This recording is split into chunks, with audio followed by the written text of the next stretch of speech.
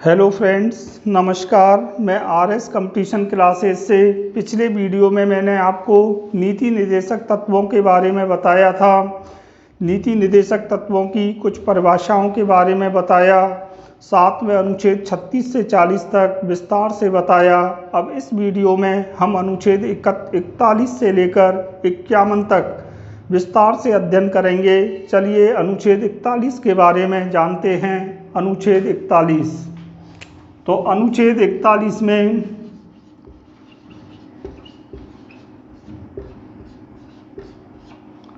कुछ दशाओं में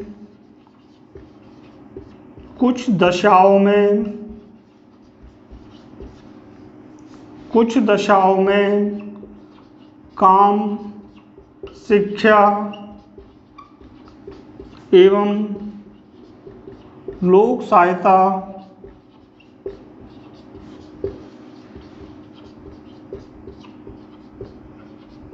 पाने का अधिकार के बारे में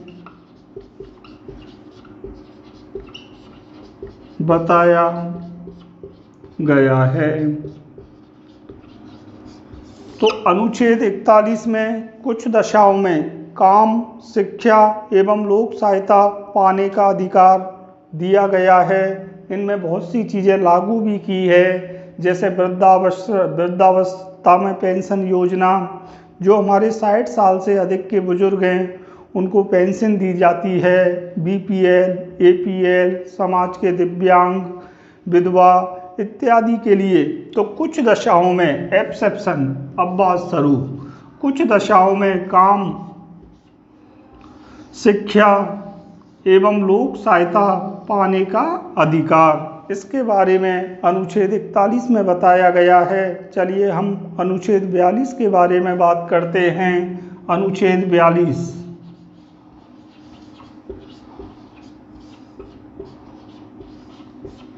काम की न्यायोचित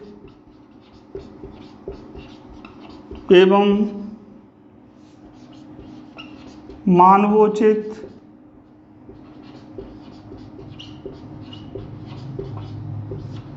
दिशाएं एवं महिला प्रसूति सहायता। बहुत महत्वपूर्ण, अनुच्छेद 42 में काम की न्यायोचित एवं मानवोचित दशाओं के बारे में बताया गया है एवं महिला प्रसूति सहायता भी अनुच्छेद 42 के अंतर्गत दी गई है, जिसमें हम सब देखते हैं जब कोई महिला प्रेग्नेंट होती है तो उसकी गर्भावस्था से लेकर उसके प्रसूति काल तक और उसकी प्रसूति होने तक सभी खर्चा गवर्नमेंट द्वारा उठाया जाता है। साथ में ही नवजात शिशु के जन्म के समय 2500 रुपये भी उस महिला के खाते में सरकार द्वारा डाले जाते हैं। तो अनुच्छेद 42 में काम की न्यायोचित एवं मानवोचित दिशाएं, कहने का आशय ये है कि जो भी व्यक्ति देश के लिए काम करें, चाहे वो स्कूल हो, कॉलेज हो, हॉस्पिटल हो, सरकारी दफ्तर हो या सार्वजनिक जगह हो, प्राइवेट सेक्टर हो, सब में काम की न्यायोचित एवं मानवोचित दिशाएं होनी चाहिए। एवं इसी में अनुच्छेद 42 में महिला प्रसूति सहायता देने की बात कही गई है। चलिए अब हम बात करते हैं अनुच्छेद 43 के बारे में। अनुच्छेद 43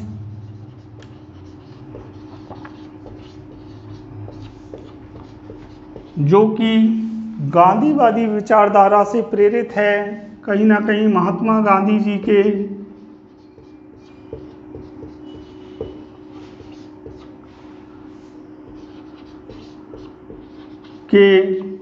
लघु एवं कुटीर उद्योगों के विकास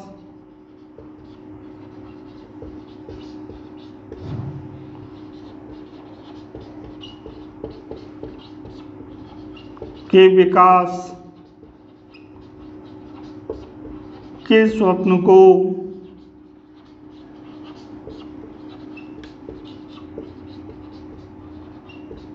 साकार करता है। जैसे खादी उद्योग को बढ़ावा देना,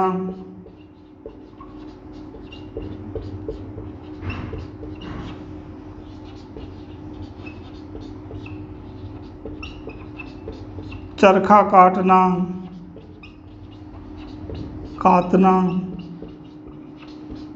सूत बुनना, सिलाई, कढ़ाई, रंगाई। तो अनुच्छेद 43 में लघु एवं कुटीर उद्योगों के विकास की बात कही गई है। अगर मैं एक लाइन में कहूँ तो अनुच्छेद 43 में लघु एवं कुटीर उद्योगों के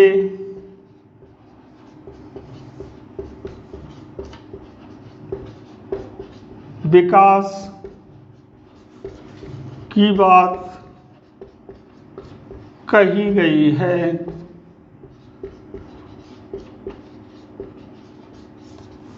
तो हमने बात की संविधान के अनुच्छेद 43 के बारे में। अनुच्छेद 43 का नाम है, या इसका अनुच्छेद 43 में लघु एवं कुटीर उद्योगों के विकास के बारे में कहा गया है। गांधी जी भी आज़ादी से पूर्व ग्रामीण स्वराज के स्वप्न को साकार करने के लिए खादी बुनते थे, चरखा कातते थे। तो उन्होंने भी महिलाओं को भी आत्मनिर्भर बनाने के लिए महिलाओं के लिए सिलाई, कढ़ाई, रंगाई इत्यादि से संबंधित उद्योग शुरू करवाए। उन्होंने कहा कि हमें लघु एवं कुटीर उद्योगों का विकास करना चाहिए, इसके माध्यम से हम ज़्यादा से ज़्यादा लोगों को रोजगार दे सकते हैं। तो लघु एवं कुटीर उद्योगों के विकास के बारे में अनुच्छेद 43 में बताया गया है। ये महात्मा गांधी जी के ग्रामीण स्वराज एवं आत्मनिर्भर ग्राम एवं भारत के स्वप्न को साकार करता है। चलिए, हमने अनुच्छेद 41, 42, 43 के बारे में पढ़ा। अब हम अनुच्छेद 44 के बारे में पढ़ते हैं।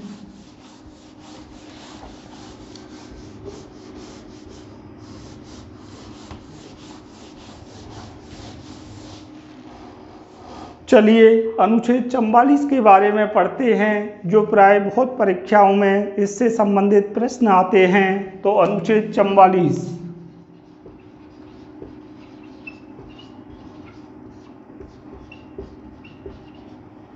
नागरिकों के लिए समान सिविल संहिता।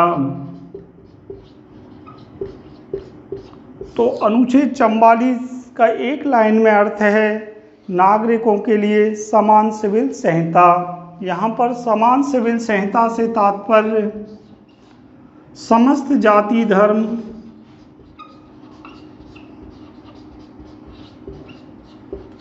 जाति धर्म के लोगों के विवाह, तलाक, गोद लेना, वसीयत इत्यादि के नियम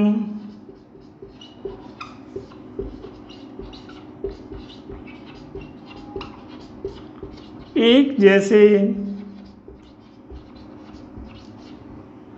होने चाहिए।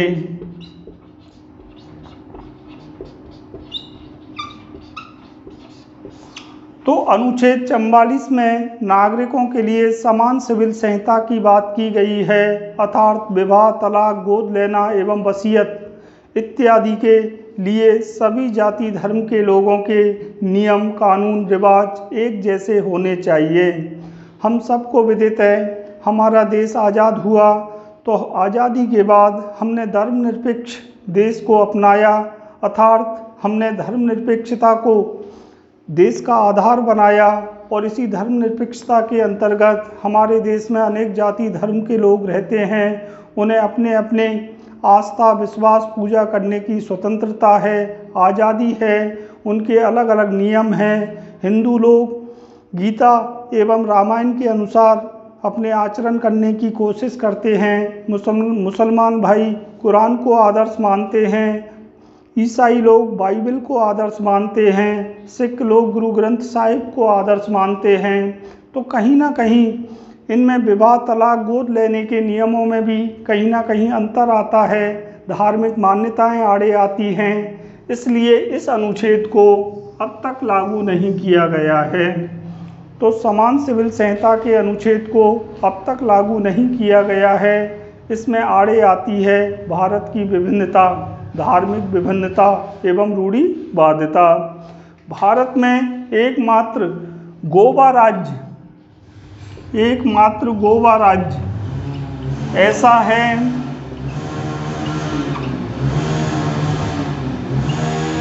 जहां समान सिविल संहिता लागू है, जहां समान सिविल संहिता लागू है। तो भारत में एकमात्र गोवा राज्य ऐसा है जहां पर समान सिविल संहिता लागू है। कई बार यह प्रश्न कई परीक्षाओं में पूछा जाता है, भारत में एकमात्र ऐसा कौन सा राज्य है जहां समान सिविल संहिता लागू है। तो भारत का एकमात्र गोवा राज्य ऐसा है जहां पर समान सिविल संहिता लागू है। चलिए अब हम बात करते हैं संविधान के अनुच्छेद 45 के बारे में। तो अनुच्छेद 45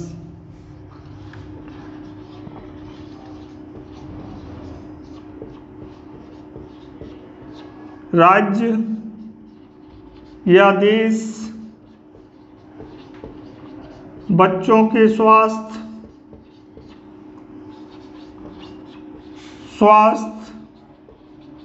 एवं 0 से 6 वर्ष तक के बच्चों की शिक्षा की समुचित व्यवस्था करेगा।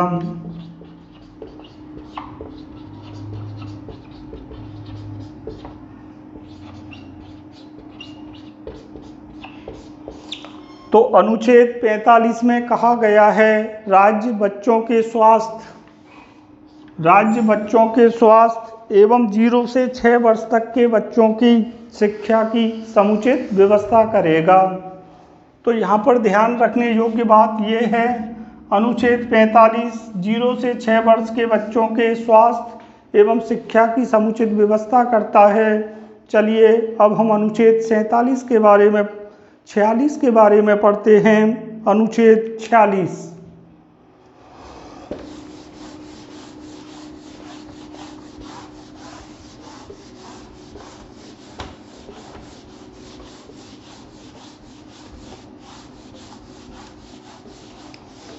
अनुच्छेद 46 के बारे में पढ़ते हैं जो कि बहुत महत्वपूर्ण है। अनुच्छेद 46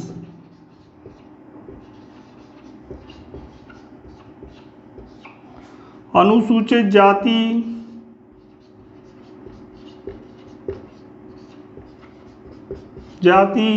SC शेड्यूल कास्ट एवं अनुसूचित जनजाति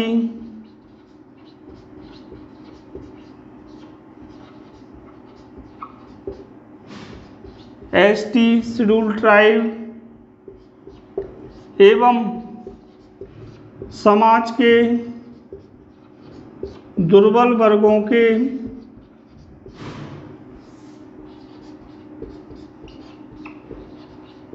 शिक्षा एवं आर्थिक हितों का संरक्षण।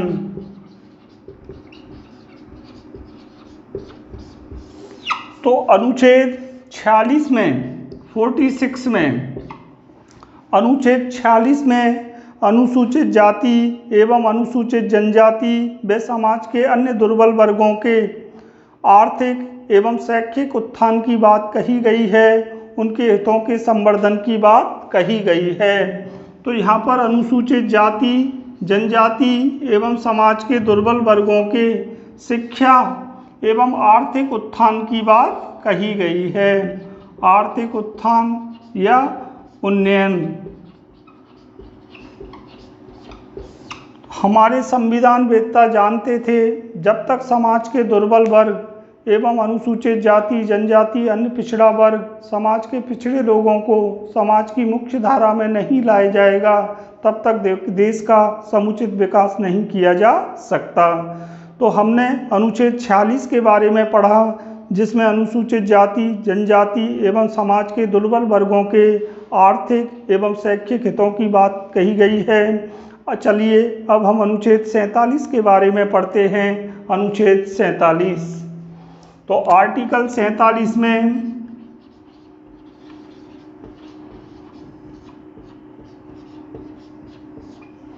अनुच्छेद 47 में पोषाहार स्तर,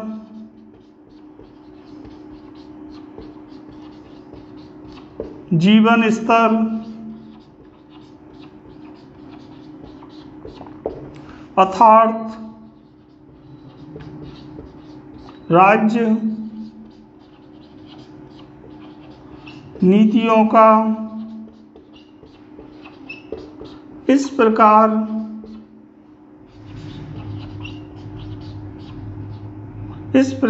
संचालन करेगा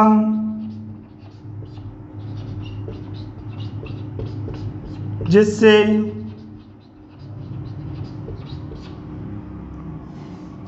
लोगों के स्वास्थ्य स्तर में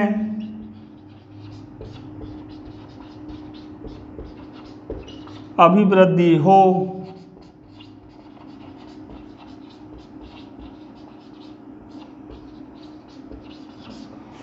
तो अनुच्छेद 47 में पोषाहार स्तर एवं जीवन स्तर को ऊंचा उठाने की बात कही गई है। यह राज्य या देश का कर्तव्य है कि वह पोषाहार स्तर या जीवन स्तर को, लोगों के पोषाहार स्तर एवं जीवन स्तर को उच्च बनाए तथा उनके स्वास्थ्य का समुचित ध्यान रखे तथा उनके स्वास्थ्य का उन्नयन करे।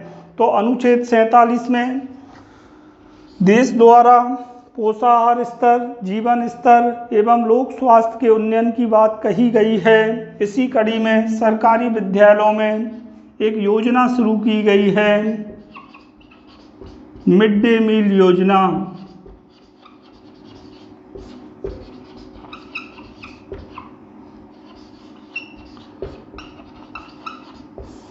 इस योजना के द्वारा 8वीं तक के स्कूलों में बच्चों को पौष्टिक आहार दिया जाता है। कहीं ना कहीं अनुच्छेद 47 को साकार किया गया है।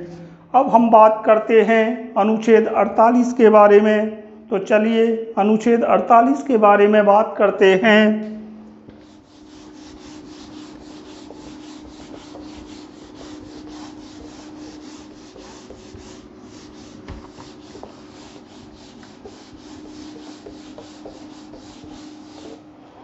तो अनुच्छेद 48 में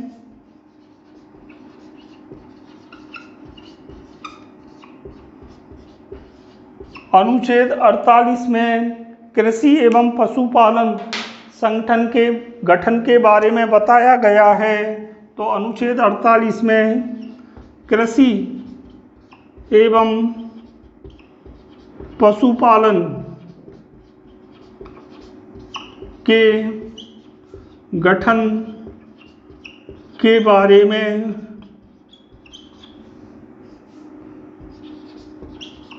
बताया गया है, जबकि अनुच्छेद 48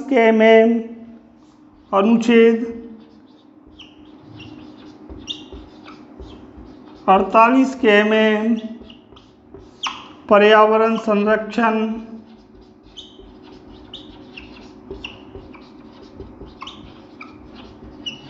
एवं संवर्धन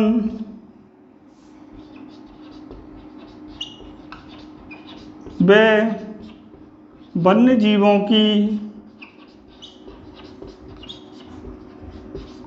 रक्षा की बात कही गई है।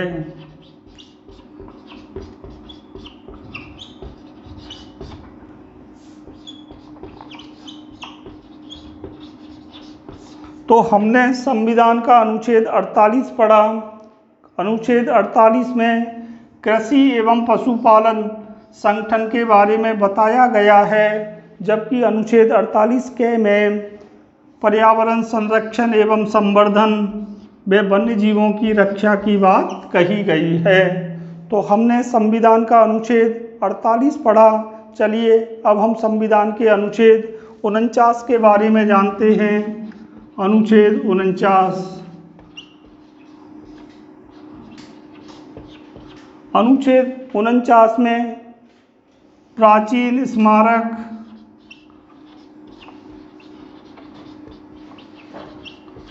लोक महत्व,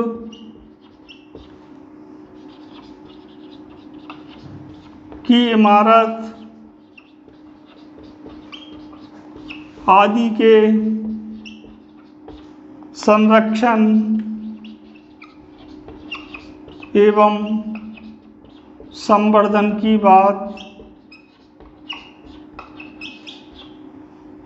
बात कही गई है। तो अनुच्छेद 49 में पर्यावरण संरक्षण एवं संवर्धन